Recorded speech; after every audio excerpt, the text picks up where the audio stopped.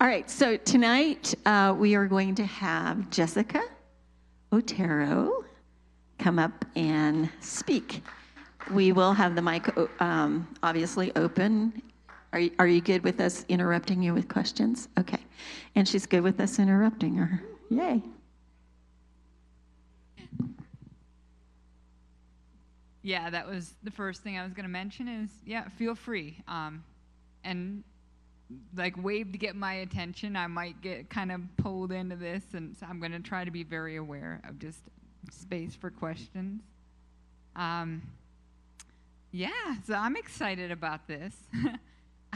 This is based off a blog piece that I did a while back with the Lord, so I kind of have it in front of me because I really didn't feel like I was supposed to prepare a lot. I felt like it was supposed to just kind of come from the heart, and it was just kind of something I processed with him a while.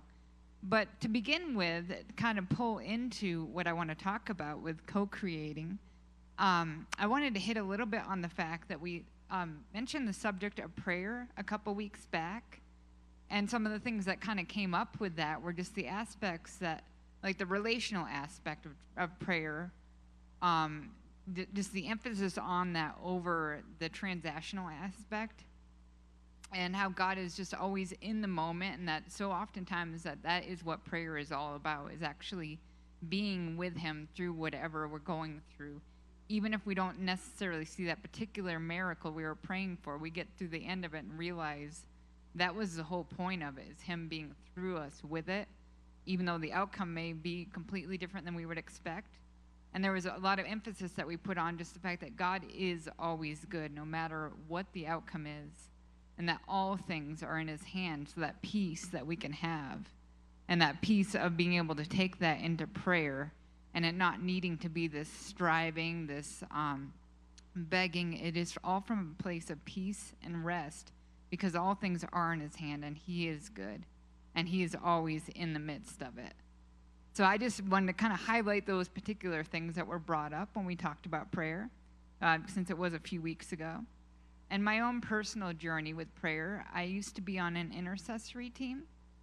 And in that, there is a lot of, I was struggling with the Lord during that season, because it was like, why do we just keep on asking, and it seems like we're begging, and we're just coming up to you with these outcomes that we think that we want, and by all means they would seem like it should be what we should be asking for, but you said everything is already done, and you also speak from a place of peace. And so I started asking him, like, what should I be doing in this time of intercessory prayer with you, rather than it being these hours of just like almost feeling you're beating your head against the wall. And he started just saying, just thank me for what already is done. And just close your eyes and go into that place of visualizing like what I am showing you. And, he would oftentimes show me pictures that would be like, this must be pictures from the end result, because this isn't the current. And so I would just start praying that out, what I would see, and just this place of peace and rest and just thanksgiving and gratitude. And so through that process, I learned, much more about the aspects of what prayer are to me, that it is an ongoing relationship, a dialogue with him, that it's not really coming up to him with any list of anything that I have. And it's really just, I may have these cares and worries, and it's okay to come to him with that, but it's coming to him with it, not of, can you get this done? Like, here's my checklist. Okay, good. I got that, that prayer time is crossed off my list. I did that. I interceded for these people. Rather, it was, okay, Lord, like my heart feels really heavy for these people. Show me what you want to show me about this. Take me into that. And as he would take me into that, I would pull them into that in the spirit with me, and just pray that over them, or release that gratitude or that peace. And another thing he mentioned, because I was like, so what is intercessory prayer, Lord? And he said, well, because it seemed like, okay, like it's not necessarily this warfare style thing that I've been taught. He goes, well, what is the word intercede? And I was like, well, that would be where you're actually, to intercession is to intervene on behalf of somebody. And so I started thinking about that, and it just clicked. I was like, oh, absolutely. I am stepping into a place, if I see a person, or it could be a place or a thing that is not operating out of their true identity, their true essence, what they really are in Christ, then I can intervene and step into that place and speak over them their true identity and call that out. And in that is intercessory prayer. So it's an agreement with the Father, what he's already created, to call it forth. And prayer from this point always wins. There doesn't have to be any begging. There is no, there's always just peace in that, because well, you're just calling forth what already is. Love always wins. He's already won. It's already done. Time frame doesn't matter. Time frame is not essential in the equation.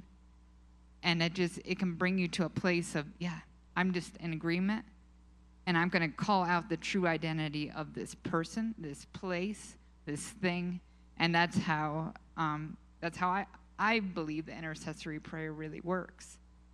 So essentially, and this kind of gets into what I'm going to talk about a little bit more, intercessory prayer is co-creating with the Lord. So it kind of ties in we've been talking a lot about prayer, and so I just felt like that was something that I just wanted to include before kind of going into some of this other stuff. But yeah, so then it gets kind of fun.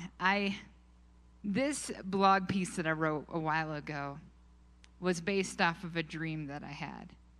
And so the dream was I was in a classroom setting, which I've been finding that happens a lot lately with the Lord, and things he wants me to really pay attention to. It will be in this classroom setting. Everyone's at the typical classroom desks and stuff, and it actually happened to be a lot of people here at Joyland that was in this dream. And I just remember sitting in the desk looking up, and people in the front are just talking about miracles. But there's a general sense of unrest, like, man, are we doing something wrong? Why are we not seeing more miracles? Like, what do we need to do? And I looked over, and I realized that Jesus was sitting in the desk next to me. And he's just kind of slouched back. He has his arms crossed. He's got this grin on his face. And he's just listening. There's no judgment. He's having a good time, and he's just listening. And I was like, oh, my gosh, he's right here. Well, then I need to ask him. So I was like, so what do you think about all of this? And he just kind of smiled, and he goes, miracles are for the unbelievers. Those who already know that they are God's children are sustained from the bread of life. And then he added, faith is the substance of things hoped for, the evidence of things not seen. And that was when I started to wake up out of that dream. And as I woke up, the word substance was reverberating into the waking realm. And I was just like, oh, wow, I can literally hear it, as I'm waking up. I was like, okay, you want me to dig into this more. So I started really thinking about that dream, and right off the top, the first point that he was making, one second, interesting.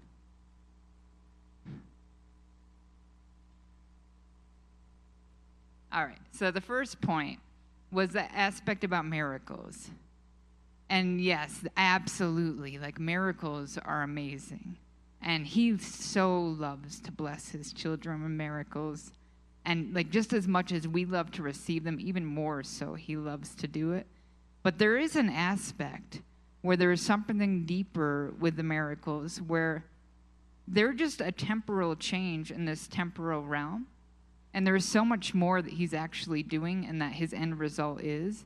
So there's an aspect where if all that it was about those miracles coming true, we would just be living from one miracle to the next, eating the bread from this realm, this earth, the bread that does not sustain, it does not satisfy, and you have to keep eating of it, keep asking for more.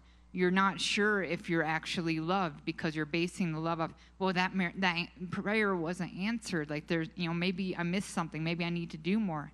And you do see this a lot. I've been around groups before where it has very much so been about that. If prayers weren't answered, there's a general sense of, did I miss something? Did I do something wrong? Like, we put it on ourselves. And what he's saying is that miracles are actually meant to break off unbelief, which doesn't mean that if they're answered that that person has unbelief. It is just simply there's an aspect. It could be that person. It could be the people you share that story with. It could be the people around. There's a sense of unbelief that he wants to break off. So people ultimately know who they are, whose they are, how loved they are. And like he wants to take them into a deeper revelation that goes far beyond those temporal miracles. And so, and from that place, you're learning to feast off of the bread of life, and you never hunger again because you realize I am in ongoing relationship with the Father. There's no separation there. It doesn't matter what's happening in my earthly body. It doesn't matter what's happening in this temporal realm. This is a veiled realm, and that's where I'm really from. And I am like a child of God. And so like that's what it's all about with those miracles. He's trying to break the veil, lift that barrier. And actually, like one specific example that kind of came to mind more recently with watching The Chosen, I enjoyed the aspect that they brought in with Lazarus.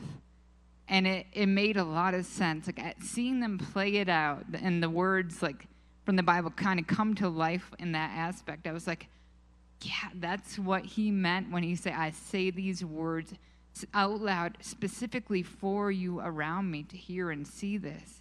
He was breaking off the unbelief. Ultimately, not that they had to keep on having resurrections, people raised from the dead, which a lot of them, they were following him around for that. When's the next miracle? I want this bread that is, there's going from one limited bite to the next rather than the bread of life.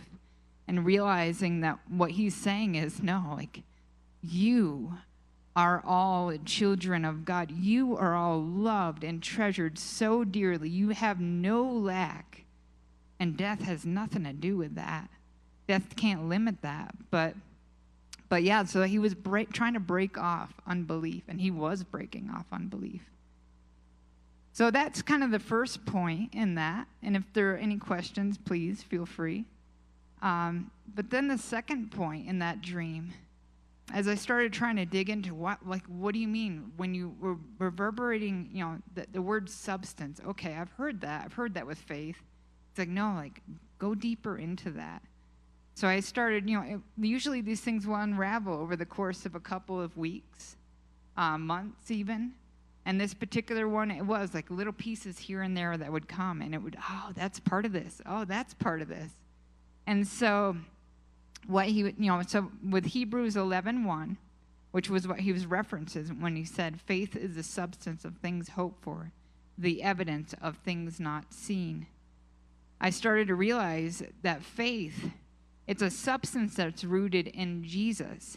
It actually is truth, and it's truth like with a capital T. It's this real substance, and it's actually woven into the fabric of all that has ever been created, all that is real. So anything that truly is real, faith is woven into it. And there are things that we put faith into that are not actually real, and those, they will let us down. But what is actually real, that's where you will find that fabric of faith woven through it all. It's even a realm unto itself, which as I was processing that, he's like, or you could take it in another way where it's like, basically it's the realm that always has been, but now the veil has been lifted, so you're in that. You're in the real reality. So that is what faith is. I mean, there's a lot of more aspects to it. It's a living entity as well. But and so by engaging in a relationship with faith, you can see the actual substance of things that are not seen, but they're more real than what can be seen around us.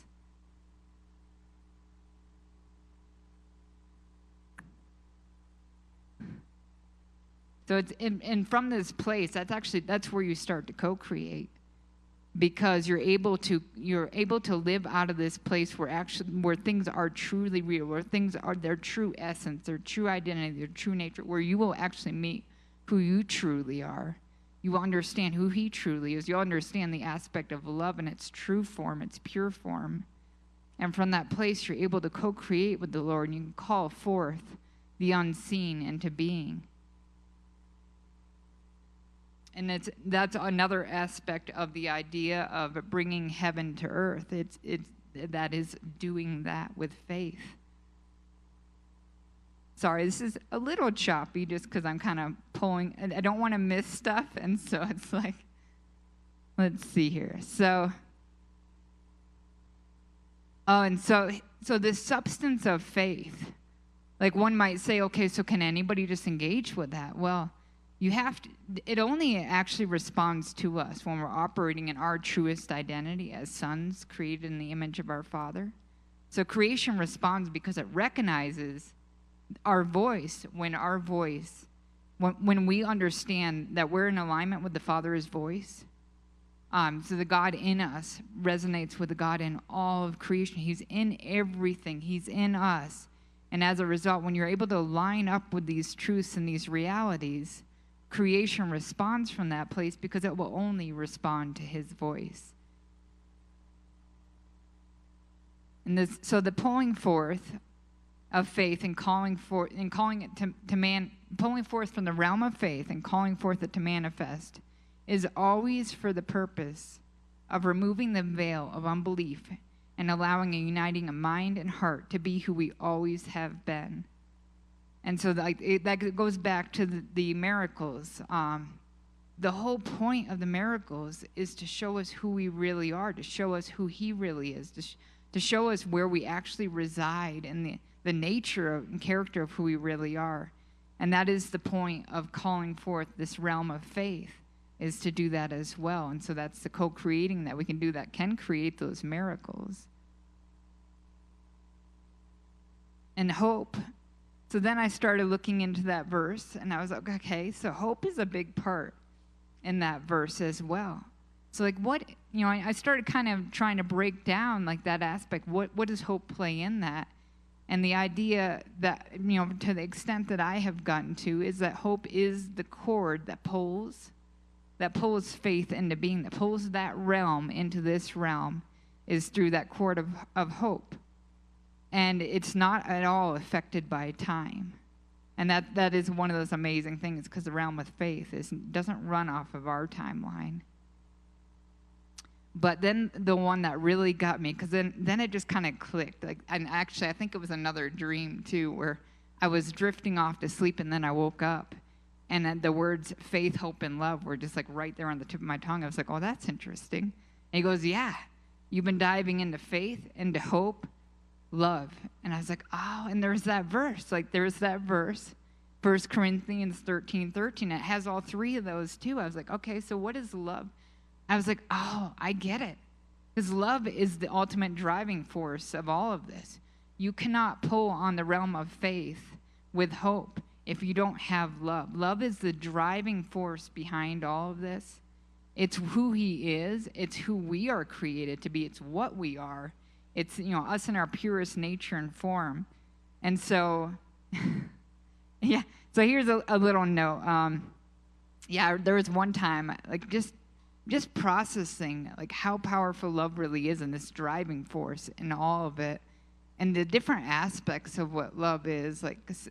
So much of it has been twisted and misunderstood that just the word itself had such a vague concept to me. And I just remember just going through this period of time, just really processing and realizing that so much of what I knew about love from this side of heaven, this side of, and this false reality, apart from the realm of faith, there's a lot of fear that was twisted in it, a lot of fear that changed and warped how I saw and perceived it. There was one particular encounter I had with him. I can't go into the details of that one because it's a pretty long one, but it was incredibly powerful. And I walked away from that realizing, oh my gosh, I get it. I have a deeper understanding of what love really is. If there was ever any hint of fear that I feel, then I know that is not you, that is not love. And the verse came to mind, perfect love casts out fear. And so that's always been kind of an indicator to me when I'm sensing that something is involving love, but I'm like, well, is this a pure form of love? If I'll sense any kind of fear in it, in the motive or anything like that, it's like, no, that part has to be dealt with the Lord.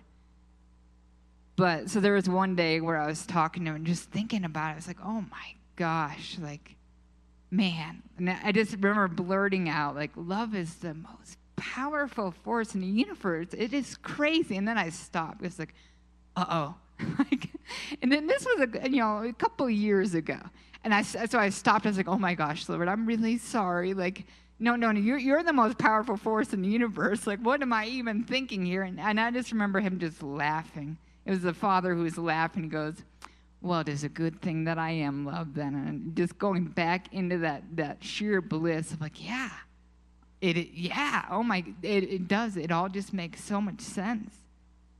So going back into the love as this driving force to co-create. You have faith, hope, and love. They work hand in hand in such a beautiful balance. So faith is a substance. It's a living truth. It's a realm that bursts forth hope into the scene from a place of love. And to be love and to share love. That's the whole point of it, is us to be love as our Father is love, to share this love, to reveal to others that don't yet realize who they are and what they are and whose they are. And so, so that's actually why, so it really it's all about love. And that is why he says the greatest of these is love in this verse here, because that's the key that unlocks it all. And that is why you have faith and hope will eventually subside as to something that we don't have to use. But once heaven and earth are fully aligned, you don't have to go into the realm of faith. You are in the realm of faith. You are it. You are part of it. And the realization that you are already in that, which is the truth now, but it's the full realization of that. And you won't need the hope to pull on it because it is already meshed.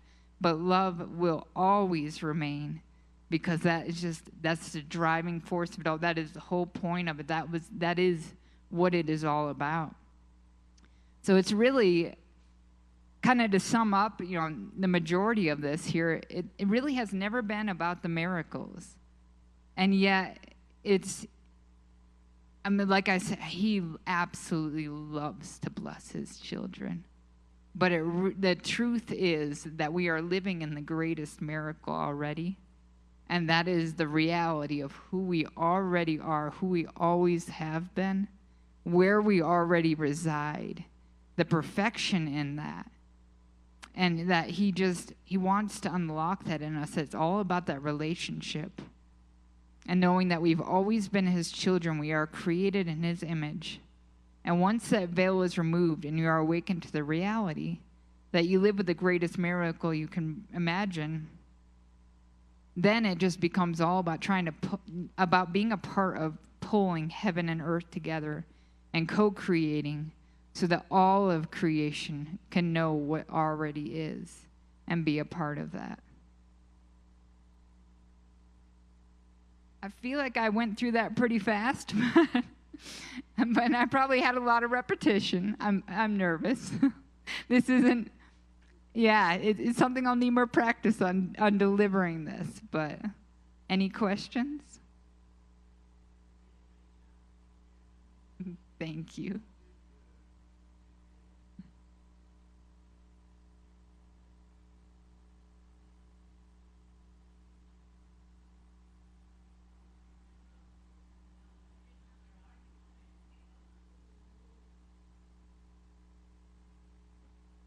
Right there was a miracle. I beat Ronnie. Just kidding. Yeah. Okay. Yeah, I'll pay for that. He's not going to bring me any more vegetables. So for a lot of people, they don't believe that we're co-creators. And so I would be curious to know if you have an example of co-creating with the Father. You probably thought that was coming, right? Because I think sometimes these dynamics are truth, but they're so far outside people's realms. And I do believe that God can just deposit something in us because he loves us or he loves somebody else. And we suddenly realize, oh, I'm involved in this thing now with you. So do you have an example? And if you don't, I think I might have one. Yeah, I would absolutely love to hear your example after. I do have an example. I remember I asked the Lord to, bring, because I know I have many examples. A lot of times we're not always aware of it till it clicks. And the only example he gave me it's a very personal example. So I was like, that's going to be hard to explain that. It's going to be very vague. But it is a very powerful example to me. And so I guess that's why. So yeah, the example that I have, that I wish I could be much more detailed and just be like, it's just this, and this. What it's about, I didn't realize it was actually operating in this until quite a while into like going through this with the Lord. But I realized there was an aspect of growing in my own identity and knowing who I really was, that I got to a place of peace here on this side of reality over something that I had a lot of hope for, that there was a lot of pulling in my heart, but I was willing to just let that go and understand, you know what? That is okay. That my worth and my value is not determined by that ever coming into fruition or being a part of who I am, and realizing that, more and more just as I went along in my journey, realizing who I really was and how I had everything that I had need of, that I may have put some of those things on other situations. I had it all within me because he's within me and he's walking through, with me, beside me and in me, in all the things that I was going through. So from that aspect, I had reached a place of actually kind of pulling on the realm of faith, walking in that place, having that peace, and just being okay and content and pulling from that for all the resources that I need to get through the day-to-day life. But then he showed me, because I thought in that, that I was able to like put aside the hope for it, that maybe that hope was not something that I should have. And he showed me through kind of a painful situation, that pain shows that is still alive. I was like, oh, darn it. I thought I had to put that aside. And he goes, no, I don't want that to be dead. I want you to keep having that hope, and that is okay. That's part of something that we will do together. And then I realized, I learned a lot about the aspect and the nature of love. Man,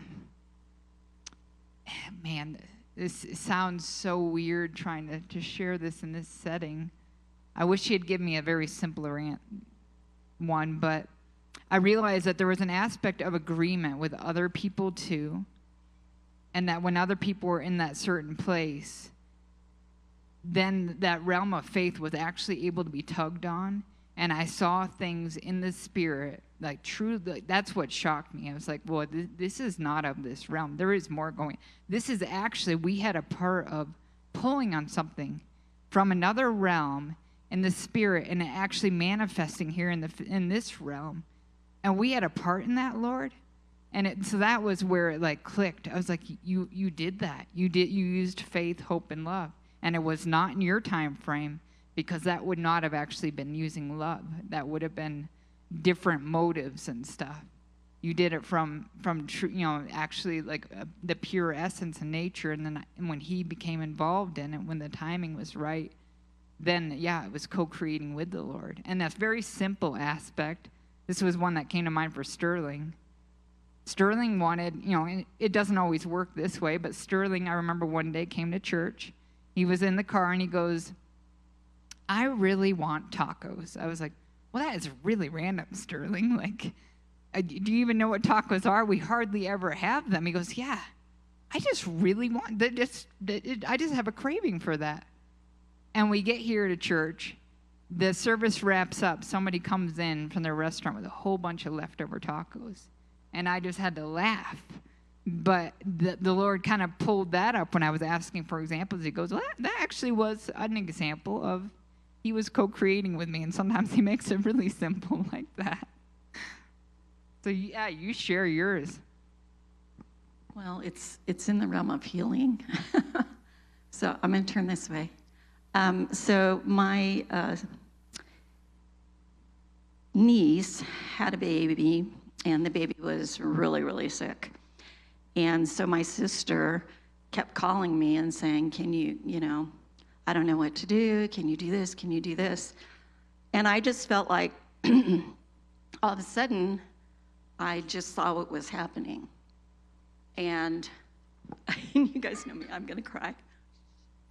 But anyway, all of a sudden, I'm seeing these. I'm like, Lord, what are you doing? And he just opened my eyes. And in the room where my niece was, there were all these angels around her bed, and they were all doing things to her. Their hands were going into her body. They were going into her brain. They were going into her spine, all this kind of stuff. And I'm on the phone with my sister while I'm seeing this. And I said, hey, there's angels in her room right now. And I think they're healing angels because they're all over her body and they're doing all kinds of things. And, and she kind of went, yeah, okay. And I said, no, I mean, really, this is really going on. And we talked a little bit more, and she hung up, and she was walking to the room. And as I was talking to her, I just felt like God was saying, we're in this together, Vicki. But then like 10 minutes later, I get a phone call back from my sister. She's walking to the baby's room, and this man walks up to her, and he says, do you know what room number so-and-so is? And my sister goes, oh, yeah, they're right over here. And he goes, oh, my gosh. And he looks beyond her, and he goes, wow.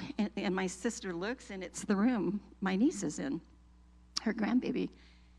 And he goes, do you see them? And my sister turns to look. She's not seeing anything. And she goes, what are you seeing? And he said, I am seeing so many angels with that baby, and they're putting their hands in her heart, in her brain, in her spine, all over. My sister goes, oh. And she walks into the room, and she just stands by her grandbaby. And then she goes, I've got to call my sister. And so it was really interesting because, love, hope, faith, hope, and love are three things that I think are catalysts. And because they are, when we approach God on behalf of something or on behalf of us, it really has to come from those three places.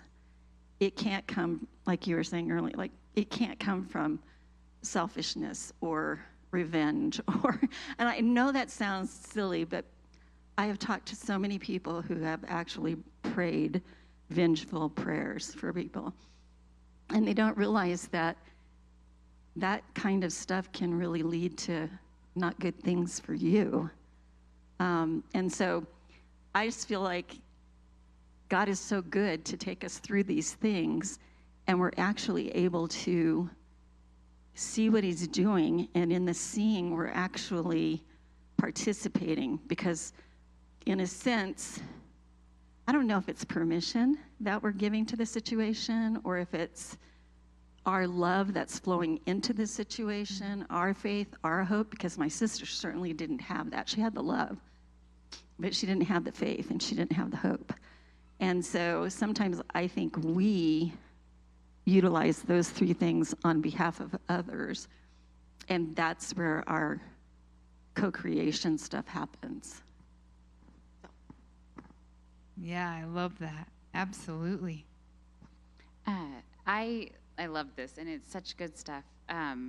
God revealed to me just a couple years ago, I was like listening to a podcast kind of along some of these lines, and he showed me that many of you have heard the story about when he spoke Samuel Mark's name to me, and he's like, and so I was listening, and then all of a sudden he just stopped me, and he's like, that moment when I spoke it to you, do you know that you co-created with me? You worked with me. It could have just been that, but you co-created with me in that moment that 5 years later brought Samuel Mark into the world. And I was just like blown away, because I was like, I just thought it was all God, but we have a part in it, and he loves that. He gets so excited to co-create with us, but it involves us too. Yeah, in regards to some people that don't believe that you can co-create, I would absolutely agree.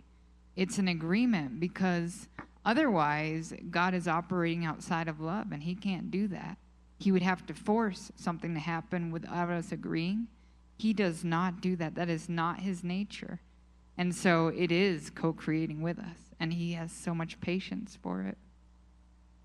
What part does believing play in this, in co-creating?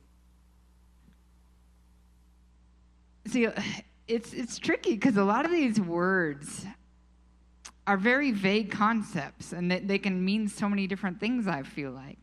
But I think there was an aspect in the past that I used to think that faith and believing, like, they kind of overlapped a little bit in this, but he was sort of having me go into, he's like, no, faith is more than believing.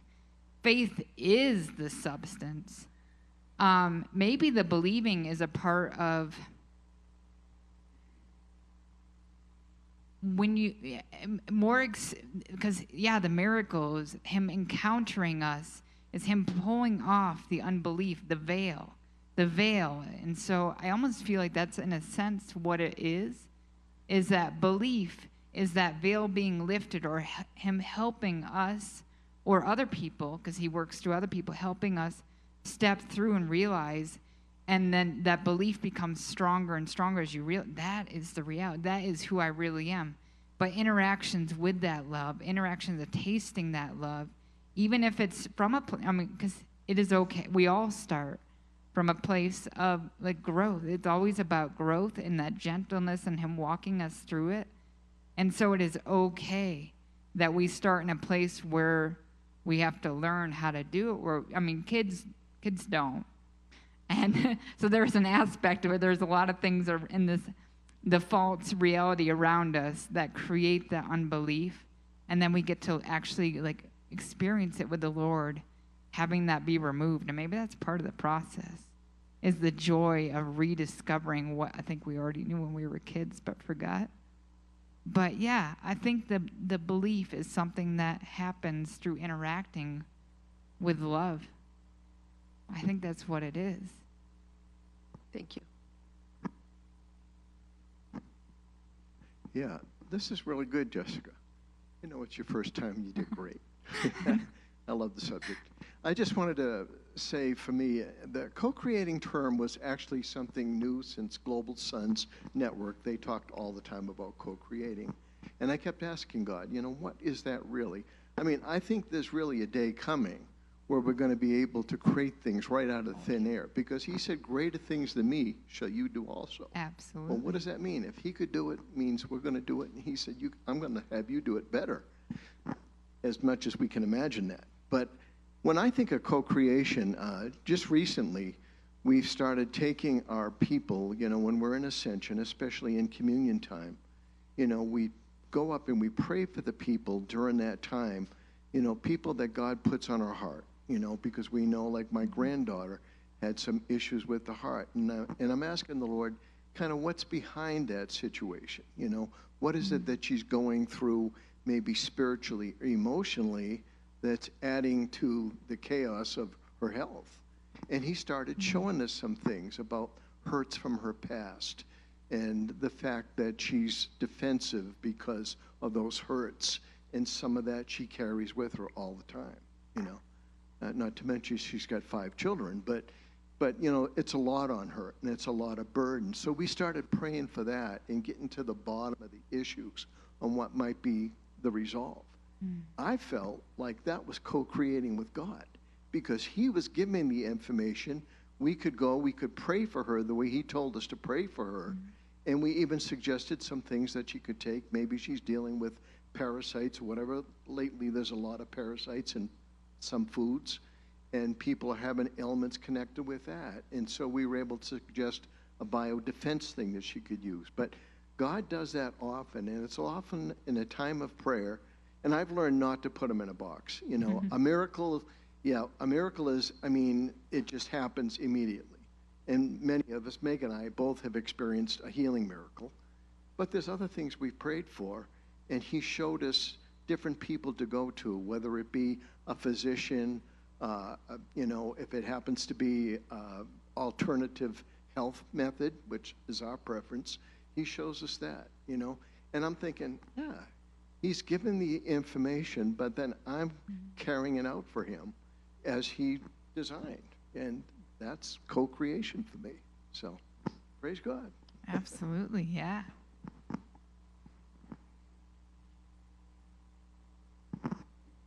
So I was thinking of what question to ask. I think about my questions. In fact, Nancy has told me she likes my questions. So there. And when I started thinking about the question, the first question led to another question. And then the real question is a second question. So I'm going to start with the first one and then kind of morph it in the second and ask you what your thoughts are on it. Yeah, go for it. So I was wondering at first, what role does hope play, assuming that faith, hope, and love, all three of those are involved in co-creating? It must be because it's on the slide, right? Yep. Okay, so if that's the case, I was wondering what part does hope play? And then when I started talking to myself about that, the word substance came back in, your word. So I think I'd like you, if you would, please try to explain more about what substance means, because apparently faith is the substance of things hoped for. So the hope brought me right back into the substance. So can you help? I didn't quite grasp how the substance tied into using faith and apparently what we hope for. Yeah. It is a very abstract concept. So the best grasp that I have of it at this current point, which is just a small piece of it, is that I was digging into what substance is faith. So you're saying faith is beyond just a belief, which I was putting as just kind of this vague idea, concept in my mind. Is like, no, it's the very realm of the real reality. Faith is the realm of the real. It's the real essence of everything, and it's woven into the fabric of everything that is real. It is who you really are. It's who I really am. It's truth. It's truth with a capital T. It is the essence of Jesus himself. And so faith is think of it as this realm of the reality that we actually truly do live in. And then hope I saw as it's a cord.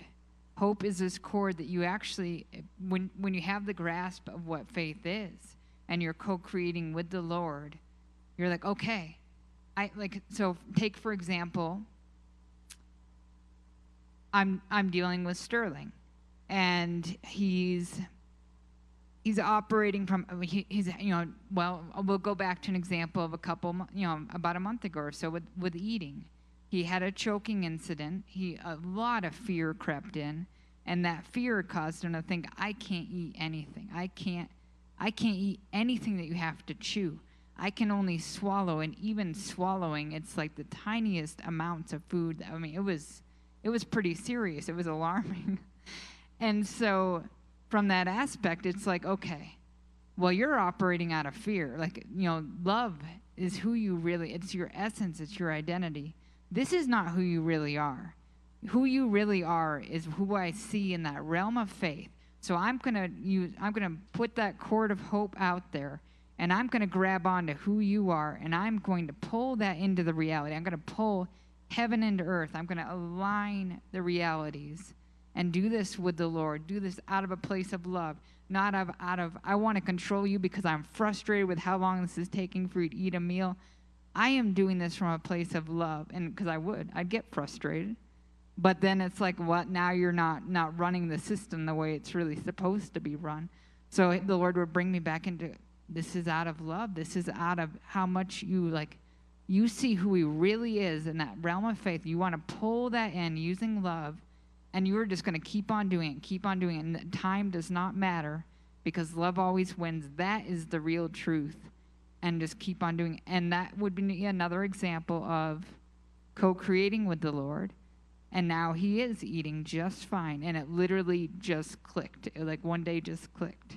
And there were a lot of different elements in that and a lot of different people like you, Ronnie, that were a part of that. But yeah, that would be an example of taking this vague concept and giving it. So that's what I feel like hope is in that, is the ability to grab what is not yet seen and pull into the scene because it already is. Does that make sense?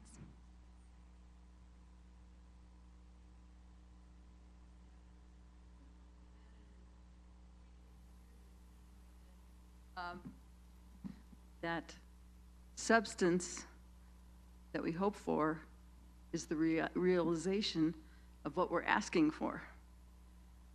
So that's like you got your substance, which is your answer for Sterling, and and we get our healing. That's also substance, So yeah, absolutely. Yeah, it will absolutely manifest itself in different ways. Yeah. So 2 examples of co-creating. In one instant, I was kind of angry when I was co-creating with Daddy. The next instant, the first instance that I'm going to talk about it, substance. You talk about substance. Velveeta. So, yeah, it comes in a box. So, Colorado, when I first went to prison, Colorado sent us to Texas because they were just full. And everybody was scared to go down to Texas. We'd heard some stories. People were attempting suicide. It was crazy. So Daddy sent me down to Texas. Incredible experience. Met Chaplain Pritchett. Seems like Larry and Chaplain Pritchett were cut from the same mold. And so I tried to stay at Bowie County, but they had a stupid riot. And they tore the place up. So they moved us. So they had the riot thinking they were going to move us back to Colorado. No, they moved us further into Texas. So we arrive at this next place, and I go on a fast. I'm talking to Daddy, and at the time I was calling Daddy Yah. I hadn't started calling him Daddy yet, and I'm calling him Yah. And I'm praying, and I'm fasting, and on the 6th day, I'm out in the community room, and they got this big TV in the community room. And needless to say, I'm kind of hungry. And a Velveeta cheese commercial comes on the TV. And they're making grilled cheese, one of my favorite foods. And so they cut it in half diagonally, so you got the 2 triangles, and then they take it apart, and the cheese is just stretching. And I'm thinking, oh man, that looks so good, so hungry. Within 2 minutes, a guard comes to the window, and he says, Doherty, come with me. So I'm thinking, okay, what's this all about? Did they find out I was fasting? Because if you fast, they think you're going on a hunger strike. And what they'll do is they'll give you a blood test. That's not what he was doing. He takes me to the kitchen. And so he takes me to the director, and he says, okay, Doherty, I got an open position. I need somebody to man my storeroom. You're the guy. Do you want the job? And I said, yes. So I'm walking over to the storeroom, and he's showing me what I do. And then the cook walks over to me. He says, hey, man, I'm making some grilled cheese. You want one? And I said, yes. He said, okay, I'll make you 2. 2 of the best grilled. And that told me that Daddy is looking at the little stuff in our lives. Daddy's paying attention to that little stuff. The other time was a friend of mine, Roy. He and I played basketball together while we were together in prison. Good guy, never passed the ball, but he was a good shooter, could get rebounds and stuff like that. And he was a tall, white kid, about 6'4", 6'5", and kind of thin, kind of young looking, and that makes you a target.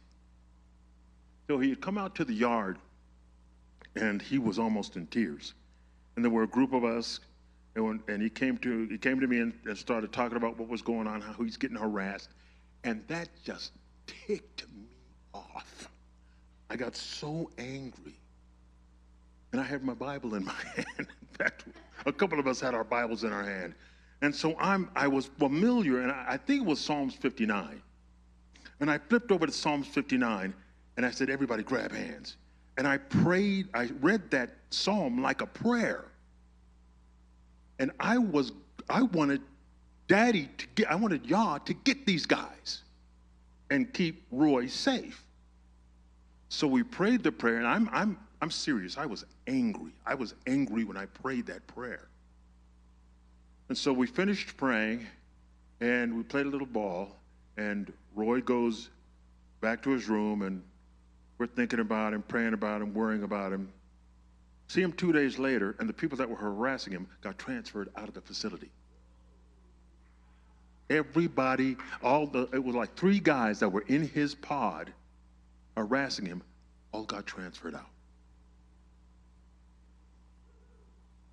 Co-creating with Daddy. That's awesome. Don, you can go ahead and go.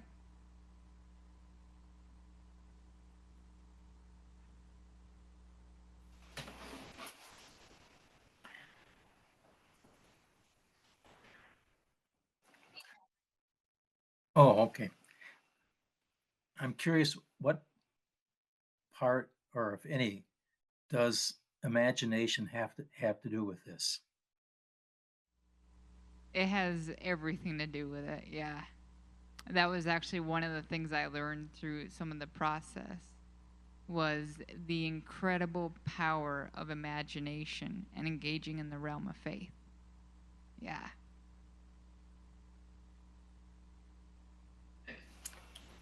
Yeah.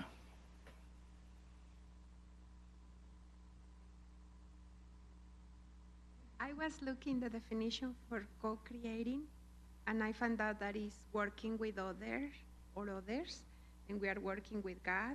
And I just came in my heart to say, we co-create with God when we use our gifts, what He gave us. That's it. Absolutely. Yeah, that's beautiful.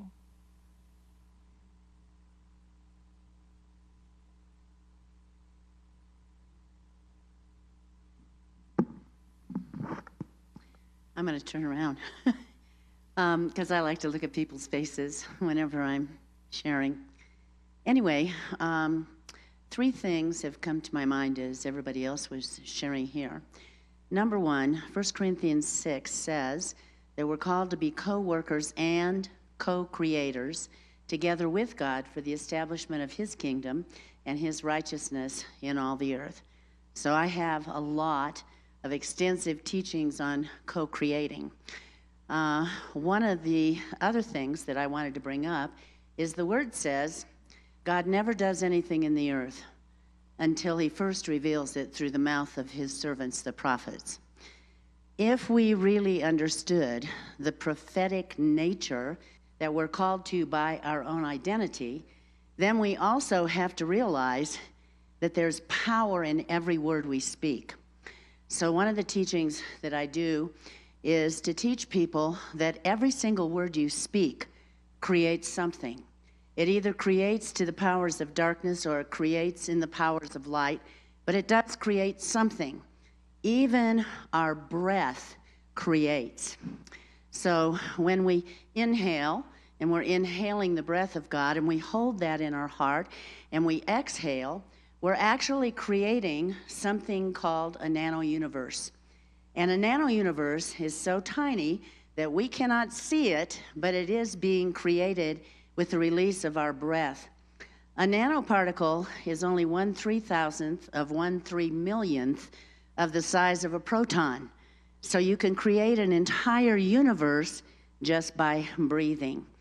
If we really understood the power that is in our word, we actually, in truth, create our own reality by the words that come out of our mouth. In that teaching, I have a thing that I use from Masaru Emoto that shows that every particle of water shifts and changes by the context of the words that are spoken over that water. And it either makes incredibly beautiful pictures, or if the words are negative, it turns it into negative pictures. Our body is made out of 70 to 80% water, depending on how healthy we are. Therefore, every word that we speak has the capacity to produce perfect health if we will only speak positive words and not negative. So there are many ways that we co-create. Another way that we can co-create is by walking into a room. And I know that many of you have had this happen to you before, where you walk into a room and the whole spiritual atmosphere all of a sudden shifts from negative into positive, from darkness into light, by nothing more than your presence in that room. We're actually creating and shifting and changing the spiritual atmosphere just by our presence.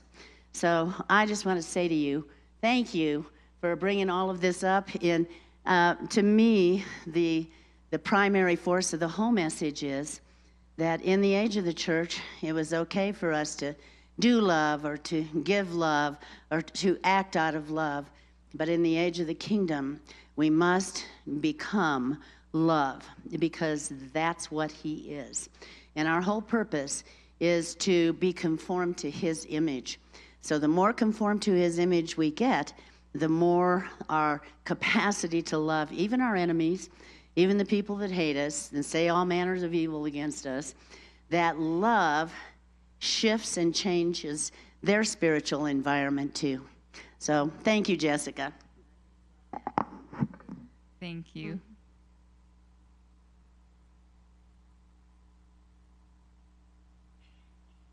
It took me a while to think about this word co-creating, but when I was studying scripture and when Elijah calls down fire from heaven, God pointed out that he chose Elijah on purpose, and he gave me a picture of like a symphony, and that he chooses us for our sound and the way we are. And so it was really funny because he said, I want you to imagine if Moses did Elijah's job. And I thought that would be so boring because Moses isn't sassy enough to pull it off, right? Like, you know, Moses would be like, I'm just going to call down fire from heaven now. It would just be so boring. But Elijah's all like making fun of the prophets and stuff. He's like, is your God on the toilet? Yell louder, cut harder. And it just, like, it's just really funny, right? Like, it's so brassy. And he did it on purpose. He was like, I need Elijah to do this because Elijah's the sassiest one I've got that'll say it the way I want it said, brassy enough. And I guess that's what you're talking about with the co-creation, right? Just the whole, you know, Moses just could not have done it with such style. So there is that. Yeah, that's pretty awesome. I love that.